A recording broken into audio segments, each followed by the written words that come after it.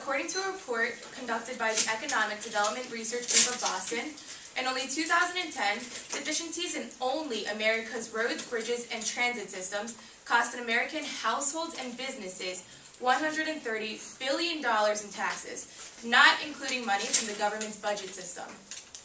Good afternoon, fellow classmates and judges. My name is Veronica and my partner, Yuval Lev, and I will be debating against the resolution, resolved that the United States government should substantially increase its transportation infrastructure investment in the United States. Before we begin, I would like to redefine a few terms. The United States government refers to the federal government of the United States, and not any state or local governments. Substantially, as defined for us by the Oxford Dictionary, means to a great or significant extent. Transportation infrastructure, in this debate, deals with any form of transportation involving the movement of people and or goods from one location to another.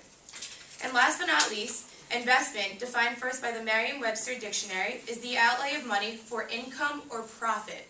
The current status quo involves Congress failing to approve two major bills that allow long-term funding for transportation.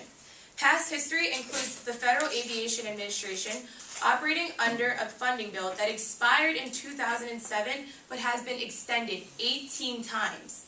The Surface Transportation Act, which provides the balance of federal transportation funding, expired in 2009 but has been extended 7 times since. In other words, many bills have been passed allowing the long-term funding and have later needed extensions of money.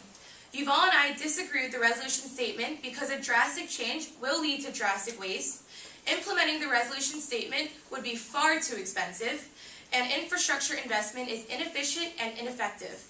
First off, Yuval and I believe that any money invested would go to waste. And it's not just us. Many transportation reformers think this is the wrong approach. Common sense, an organization in favor of rooting out government waste, has long argued that it does not make sense to allocate such a large amount of transportation dollars to new roads when, for example, only 11% of the nation's 600,000 existing bridges are slightly deficient in some way.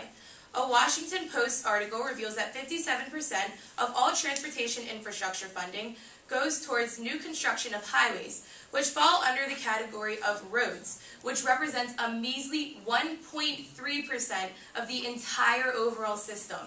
This only goes to show that our government is clueless as to what actually needs to be spent on. Although some infrastructure problems occur, transportation infrastructure is most definitely not even the worst of them. According to a survey conducted by infrastructurereportcard.org, only 4% of people view inland waterways as a key issue, and only 18% of people view roads as a key infrastructure issue. Drinking and sewage water systems, hazardous waste, energy, levees, public parks and recreations, and schools are all viewed as huge issues for the infrastructure of our country. Why should we significantly increase investment for all transportation and ignore the other ones? If we continue to support funding for new projects, more unnecessary projects will begin, which, as previously mentioned, end up incomplete and in need for extensions in funding. Next, I would like to point out the large cost that would be needed in order to put this resolution statement into play. According to a study done by the Urban Land Institute, the United States would need to invest $2 trillion to rebuild just roads, bridges, and water lines, which is a slim fraction of our nation's broad transportation infrastructure. $2 trillion is a lot of money, and specifically an eighth of our nation's entire debt, which may, I remind our opponents, is at a significant $16.4 trillion. Bringing our previously mentioned definition back into play, investment, as defined first by the Merriam-Webster Dictionary, is the outlay of money for income or profit. If our government, quote, substantially increases our investment in transportation infrastructure, there is a slim chance of an income or profit to be made. A reality check is obviously needed to reveal that when even taxing American citizens won't work, the only way for us to even try to make money off of our investment is to significantly raise all prices on transportation services and any goods such as food, clothes, furniture, or basically anything you can think of that has traveled via transportation for all citizens in the United States. This being said, we can also take a look at the taxes that will be raised due to this drastic change. The Cato Institute shares with us that if we effectively increase our budget for transportation, every U.S. household would have to pay at least $1,000 more in taxes for every year we continue to support funding infrastructure. This is on top of prices already rising due to the cost of projects.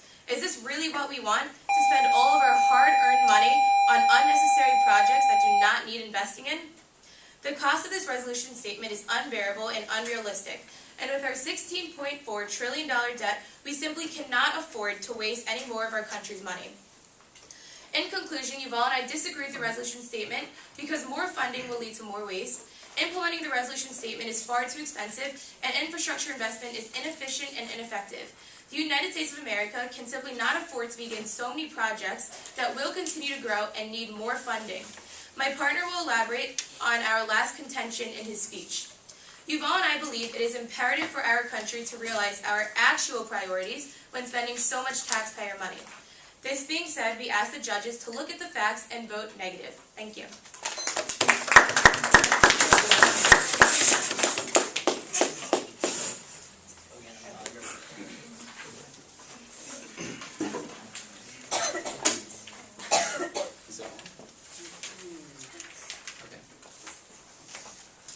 I can start whenever. We're good to go. Ever hear the old adage, if it ain't broke, don't fix it? Well, ladies and gentlemen, in this case, it's broken all right. Badly broken. And it must be fixed. Good afternoon, judges, Mr. Redican, negative team, and class. My name is Alec Snyder, and I want to make it absolutely clear to you that it is crucial to the United States' well-being to invest in its many different transportation infrastructure needs. As Adam mentioned, the resolution is resolved that the United States federal government should substantially increase its transportation infrastructure investment in the United States.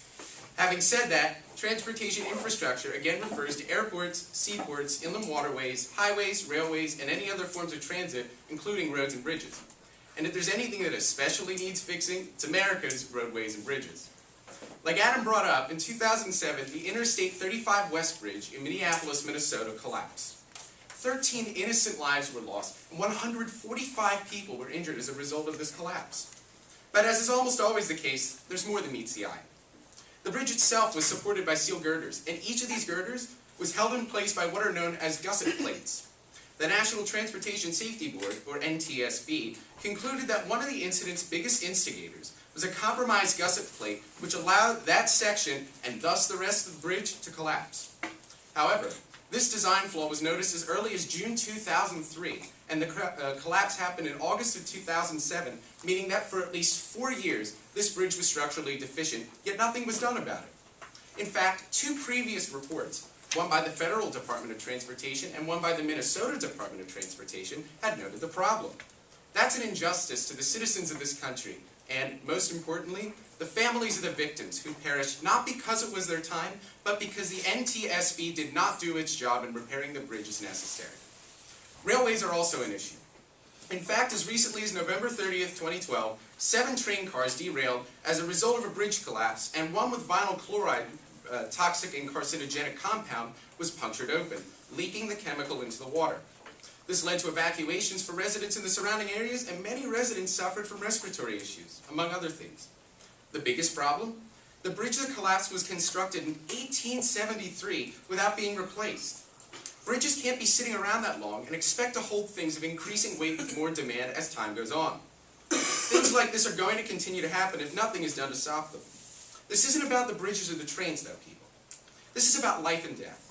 And the people who have had to suffer and even die as a result of the United States federal government's ignorance on this matter have not had anything done to let them know that their husbands, wives, fathers, mothers, and children have not died in vain.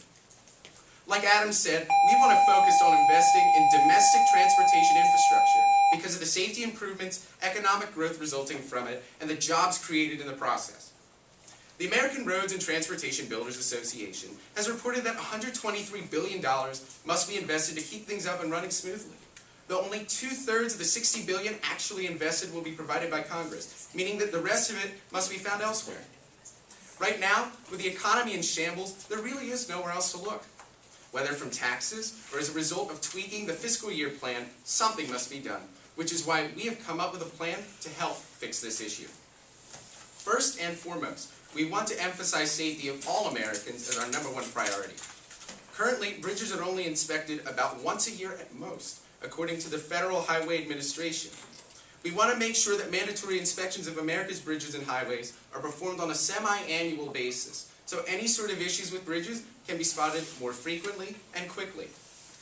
In 2010, 65% of the U.S. Department of Transportation's $97.5 billion budget was allocated for roads, highways, and bridges. So considering the government's emphasis on these means of transportation, we must pay high attention to them as well. Our next focus is on economic growth.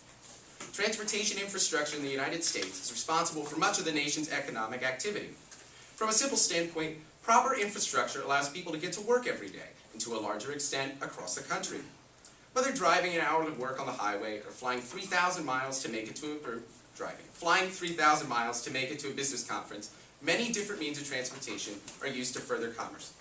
As a result, we want to double the toll rates nationwide so each state in the country can more easily get a constant flow of funds towards improving transportation infrastructure and add a $20 flight fee for those who are flying with aircraft or via aircraft. Job growth can also result out of transportation infrastructure improvements as more workers are needed to work on more and larger scale projects. No shortage of bridges and roads need to be replaced or updated, and according to the American Society of Civil Engineers, over 69,000 bridges as of 2010, roughly 11.5% of all bridges in the country are structurally deficient. We want to get workers started on fixing them as soon as possible so more jobs can be created and the safety of these bridges and the American people can be ensured. Transportation infrastructure is a problem in the United States that can no longer be ignored. For too long, this country has let cracks, dents, and damages go by the wayside, and it's time to put a stop to it. Our plan remains practical and desirable because it will create jobs and bolster the economy that has struggled for far too long. It will save lives from disasters that will cease to exist, and no longer will the day come where the first story on the news is of a bridge collapse, a plane crash, or even a train collision. People can be saved, and families will remain intact. It's not just the right choice, it's the only choice we have if we want a safe and dependable transportation infrastructure system. If you envision a safe way of traveling like we do, then please support us and vote affirmative. Thank you.